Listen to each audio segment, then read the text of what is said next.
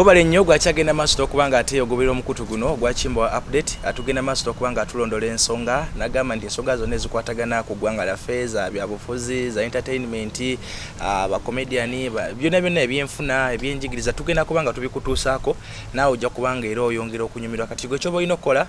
subscribinga likinga commentinga sharinga baako ne gogamba about this channel baako gogamba ku mukutu guno ogwa chimba update naye asobola kubanga anyumirwa gabe nagambye tugenda tundu ensonga nyingi nnyo olwaleero tuliko ate tuvude mu comedy tuvude mu entertainment katwagala kutunulira ku nsonga ezizimbe eggwanga era nga tulina abamu ku basajja abasinga mu mawulire njagamba nti ali experienced kubanga amawulire agakozedde banga abadde ku mikuto gy'amawulire gyenjawulo ate n'akaseera nga kawanvuko experience gyalina nga ziko bwe kutuka ku nsonga za media eye Uganda kati ate n'ebintu ebikwatagana amawulire era mumanyifu nnyo Yaloza Smartov Junior tugenda kubanga tunywangamuko naye tujja funanga onaku ndowooza Lwakutaano tujja kubanga tuleeta emboozi ne Matov Junior ono tulabe biki ebiba bigenda maaso munda mu ggwanga nze muzzukulu wa Kisolo Martin Chimbo naye nga olwaleero tuli ne Matov Junior tugenda kubanga tunulira ensonga bwe nkutegeeza naye kasooka lamuse kuba na Uganda ko nammwe abali ebweru eggwanga abalaba omukutu guno neyanza nnyo neyanzege munzikirize amateeka nga goberera kuba ndi munna Uganda akwata amateeka era nemba kubiriza okwekuuma obulwadde bwa COVID-19 nsanyusa okubanga ndi ku mukutu guno ogwa Chimbawa updates nze mutano wa Mbega Aloysius Smartov Junior tolimbye bw'oyogera nti nina ebbanga lyemaze eddene ddala mu nsongeza by'amawulire ffe twatandika okukola ku mikutu gy'ebyempuliziganya nga tetusasulwa nga kwegamba nga passion nga bonoga nti obwagazi bw'ekintu bwe muwendo gw'osasulwa naye nakakati abatasasulira mwe bali bangi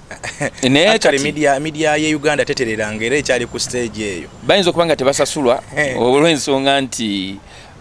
yawo we balina okuyingira wajjudde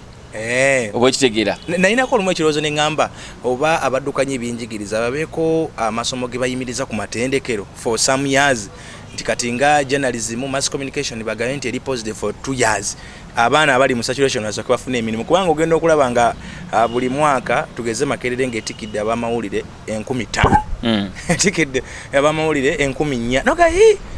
bano bagenda kukola ate nga si Makerere yokka yebeetikidde naye nga bonna batikidde ndowooza kiragisa okupozingamu gundi zinga ezo tekyetaaga kupozinga kyetaaga kugaziya to diversify okugaziya media industry kati kuba kapananyi singa UBC erina channels mu buli district kubanga kyeteekeddwa okukola erina okubroadcastinga mu buli lulimi lwa ggwanga oba kitegeera buli lulimi oluli mu Uganda lulina okubeera ne channel yalwo nga n'omuntu wagenda okusaba mulimu tebasooka kubuuza kibiina kyawagira bamubuuza what is your strength I have a strong command mu lulimi lwange bwe ruti oba kitegeera kati mu gundi China nafuna omukisa nengendako China ate nembeera nga nambula mikutu gya byamawulire China government omanyi owninga media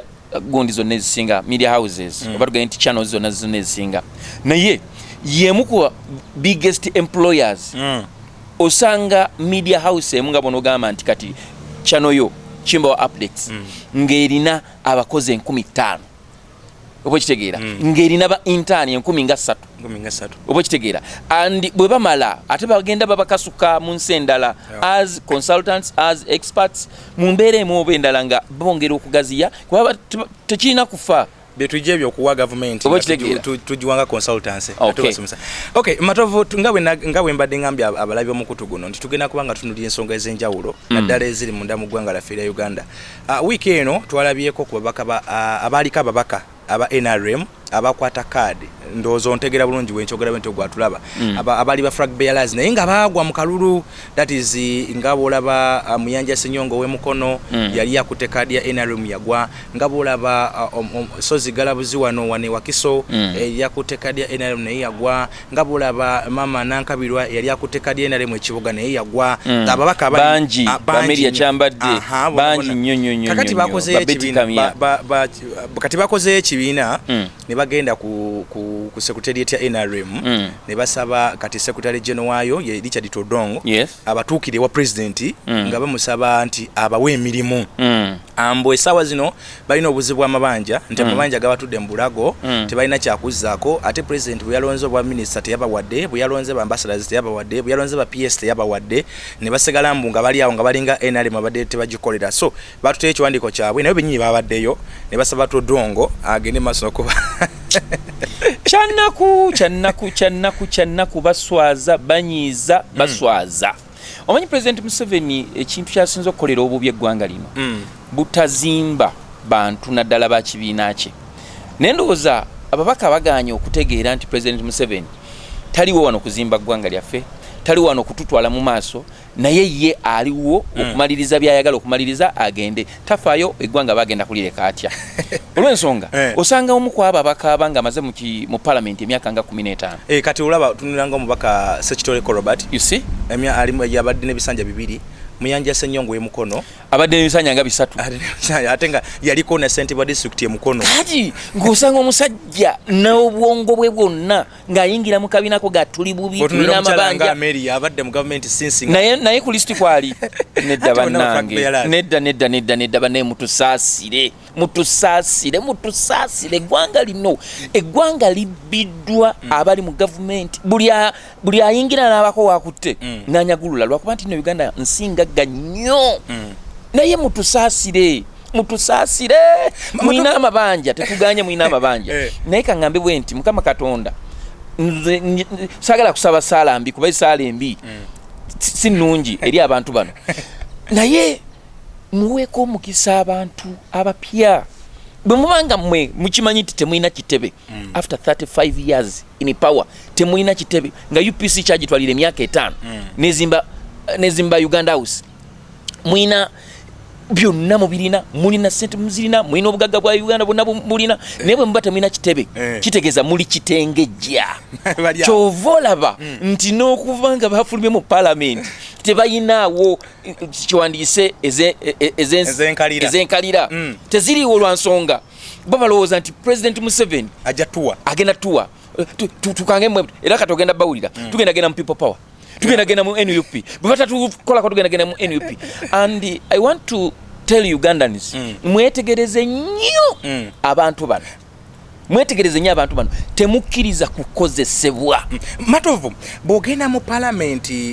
gubeera mugugwizite burden kubanga abantu basinga abagamba nti parliament wotunulira benefits ababakazi bafuna emmotoka sitting allowance wa constituency n'ebirala bingi nnyo abantu bibatamanyi kumanya ababaka bibafuna iPad n'ebirala omuntu ayinza ogamba nti ababaka bano bali bulungi nnyo ebyo byonna bibafuna nga finzi just mwabu wikalulu nate ye bwakuva n'agamba nti ndi bubi nnyo manjibwa obubaka parliament badeni anti kakati engeri abantu gye bayingira mu parliament bagiyingiramu nga abasuubula ayinza okuba nga ayinawo ekyapa kye kibijjamu miliyoni nga 15 n'akisinga ng'ayagala miliyoni 10 n'asuubiza ngenda kuzza 2 babeera mu mpa akamyu nkuwente tutegeeragana kati agenda okutuuka mu parliament nga amabanja galina ne bw'abanga abadde emyaka emingi ayinza obutagamalayo naye nga lwaki ogenda mu parliament mu layini bwetyo is it a die or do or die no nze ndowooza bwe nti bw'obanga tolina bisaanyizo bisikiriza bantu bandi badde bakulonda ku merit nti omuntu akulonde Ken Lukyamuzinga anyira parliament omulundi ogwasooka tiyalina ssente obo kitegeera era nga bagamba katulonde mwavu munnaffe wakiri naye agenda alyeko byakola mu parliament bye byali birina okumuzzaayo era nga bye byamuzzaayo omulundi oguddako mu parliament n'abantu tebeetaaga bintu bingi nnyo bino ebyogaa nti baba wa ssente be babitandise mu parliament bagala okuwulira nti nno omubaka w'Ekakuuto bw'ayingira parliament ayogedde ku kizibu ky'abannakakuuto nga bannakakuuto bonna bakimanyi Lutaaya yakayingira parliament naye bwe bakubuuza abadde omubaka wa Kakuuto oyinza obutamutegeera naye omusajja olunaku lwe yasoose okuyimirira naga nti oluguudo I'm raising an issue of national importance yayogera ensi yonna neewuliriza ababaka ne bawuliriza abantu bonna baga nti nibwataddamu kuteesa ne speaker n'alagira akakiiko kagendeyo oba kitegeera kati abaalonda Geoffrey Lutaaya tebasobola kubanga bejjusa ne baba abawadde ne baba talina kyabawadde atuusiza eddoboozi lyabwe ababaka ba NRM ekisinga okubabonyabonya kiri ekintu kimu ebizibu by'abantu tebabyogera mu parliament kyova olaba nti bo balowooza nti abantu bajja beetaaga nga akalulu kazzeemu ayinza obago bakolera tebakkiriza kwogera kati kitegeeza nti bali mu kifo kikyamu omuntu atakukiriza kulowooza omuntu atakukiriza kwogera oyo aba mukyamu Matovu gatuva ku nsonga eyo Katonda yakuwa omutwe kulowooza mala okulowooza yogera ate yogera ekituufu ekya kyenvu kya kyenvu ekimyufu kimyufu tolowooza nti nekya black kigenda kufuuka ekyeru never nga tuva ku nsonga eyo kitegeeza nti President Museveni nga appointing officer atunulire ku faces empya bana abaveeko tebakyalina kati baweddemu supu anti kati yeye enkola ye President Museveni alinga akozesa abantu nga babogamu ababaka ba parliament aba NRM muleme kutuswaza ate namwe kutuka kweswaza bwobanga oyagala kukola kibiina mukole bibiina byabwegasi babawe ensigo za nadizi babawe ebyennyanja basobola okulunda ebyennyanja abaagala okulunda enkoko mulunde enkoko muleme kufuula byabufuzi mulimu mwe musinze okuttira ddala ebyobufuzi omuntu weetunzeeko buli kimu oyagala kuyingira parliament olowooza nti parliament business parliament is a service it is not business era mwenna abagenda President Museveni njagala ontunuulire bulungi nnyo omuntu yenna ajja mu maaso go ng'agamba nti nagudde mu kalulu njagala kunyamba sima njagala nina amabanja mangi mugambe genda bakusibe oyige nabala bayigire ku oyo okay kale Amatovu mukambwe nnyo ku nsonga eyo naye ndowooza abaka mutegedde ekyokukola obadde mu parliament ebisanja newe kiba kimu sente mu parliament mufuna nnyingi togamba oli mu bwavu nnyo olwo atagiyingiranga oba olwo abadde ngaavuganyanga bwagwa ye ate sente azijjewa negwe obaddeyoko so temututawaanya mwebereremu Matovu tunune ku nsonga ya Lumbuye katono ebaddewo over the time naye titugenda girwako nze kyenjagala twogereko ye minister amubeeza alonza ku nsonga z'ebweru eggwanga Henry Okello Oryem okuvaayo najja ku media center kusengejjero ly'amawulire erya gavumenti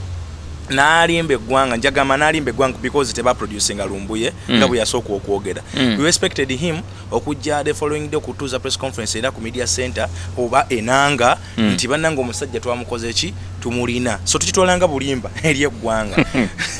ne Martin ebbanga lyomaze mu Uganda ebbanga lyomaze mu mawulire weewuunya nga minisita ba President Museveni bakoze ensobi nze nsanyuka busanyuso banga menti neewuunya nnyo nga bakoze ekintu ekituufu Diana Twine yagamba mu mwaka 2020 is it 2020 yes 2020 nagamba by September ebitanda at least buli referral hospital egena kufuna ebitanda 12 bamujjukiza ekintu ekyo nawuza bamawulire banjogerako bubi bakola bitya okusanga minister wa President Museveni akola statement netuukirira bomusanga ngo mutwalanga ku KFC no mugulire enkoko nalyako ng'omuyozayoza lwaki bakolera ebintu bwebityo anti babateeka mu ntebe kulya babateeka mu ntebe kwambala masuuti babateeka mu ntebe kugenda ku mikolo tebabateeka mu ntebe kukola oba tebalina ba media advisor ne bwe bandibadde nabo bakola ki oyinza okwogera ekintu nga president si yakikugambye ensobi mmeka ze ofuna opono wamuwulidde n'avayo n'alumba kabaka nga kabaka naku bbiri abadde ne president kati alinga atugamba nti no byayogedde si birowoozo bye kubanga omuntu abeera ku ssengejjero nga oli director omwogezi wa gavumenti byeyogera tebiba bibyo oyogera bigambo bya president kitegeeza nti no president bwe bavudde mu nsisinkano ne kabaka n'amugamba nti bino by'oba ogamba abantu bange if not that he must be fired kakati Okello Oryem yandibadde yalekulidde dda mu nsi ezirimu abantu abalina kye bayita ensa you know yandibadde yalekulidde dda you can't make a statement minister wa health mu Bungereza in fact yahaginga kissing I think I think it was a peck naye nga kye yakola it was a violation of the SOPs kubya COVID-19 era na yegoberawo yegoba naye wano omuntu asuubiza ekintu nga kiri ku bulamu bw'abantu nakufa nekitatuukirira nasigala ng'ali emmere ng'agenda mu ttooyi nga buli kimu akikola bulungi nnyo bantu mmwe mutukoze bubi awo wennyini nalabyekera nendoza baminisita bakoze ensobi mu wiiki emu baminisita ate ab'omuzinze mu ggwanga Matia Kasaija juza vayo nagamba nti mwe abalina amasomero g'obwannannyini nga banka zigatwala mugatunde musasule looni kati yabula nagamba mwankwata bisi wento bwe nayogera bwe yayogera sebo tolya bigambo byo tujja kujjayo obutambi tubuteeke mu maaso go neffe twakitegedde omanyi balina sente nyingi nnyo bakubye sente nyingi nnyo eza covid banoonya we baziteeka tebalabawo tebasobola ziteeka mu mabanka bajja kubalondoola financial bagita batya something financial intelligence authority FIA Financial Intelligence Authority ejja kuzirondoola ate sente nyingi nnyo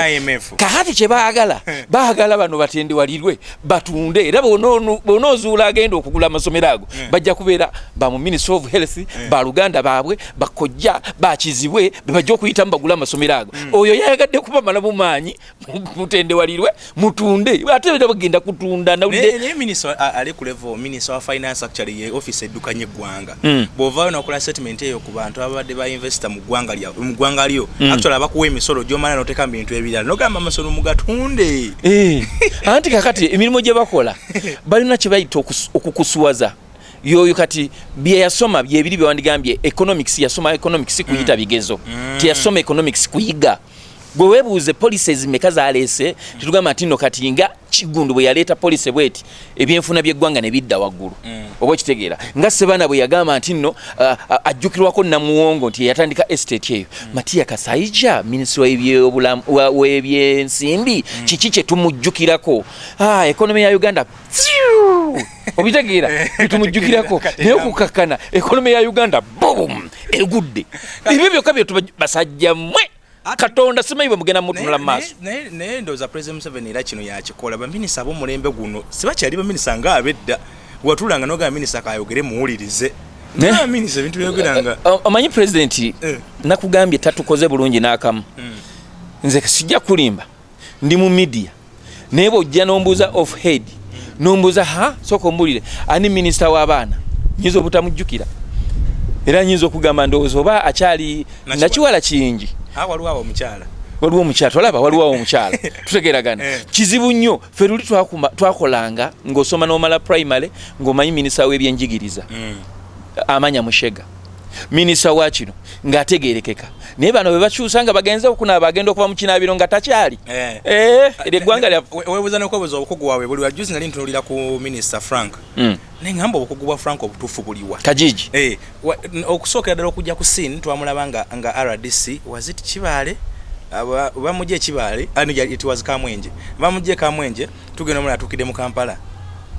kati fabagoberera ebyafayo bya omwami oyo honorable oyo mwekitibwa musajja muvuka ayagala nnyo Museveni ndoze ne bwaba yebase ngali ne mukyala we